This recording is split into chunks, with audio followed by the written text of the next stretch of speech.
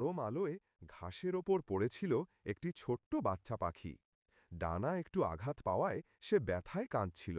দূর থেকে তার কান্না শুনে ছুটে এলো তার মা পাখি। যত দূরেই থাকুক না কেন, মা তো সন্তানের কান্না কখনো এড়িয়ে যেতে পারে না। মা পাখি এসে বাচ্চাটিকে ডানার ভেতর শক্ত করে জড়িয়ে নিল।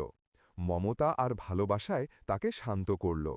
তারপর মা পাখি নিজের পালক দিয়ে বাচ্চার ক্ষত সাফ করে দিল। হালকা খাবার এনে মুখে তুলে দিল।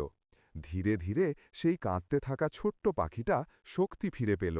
অল্প পরেই বাচ্চা পাখি আবার ডানা নাড়ার চেষ্টা করল। হালকা উড়াল দিল, আর মা তার সঙ্গে সঙ্গে উড়ে গেল আকাশের ওপরে। সূর্যাস্তের সোনালি আলোয় মা আর বাচ্চা পাখি একসাথে উড়ে চলে গেল দূরে। এই দৃশ্য যেন বলছিল, মায়ের ভালোবাসার চেয়ে বড় শক্তি এই পৃথিবীতে আর কিছু নেই। যদি তুমি তোমার মাকে ভালোবাসো, তাহলে চ্যানেলটিকে সাবস্ক্রাইব করো।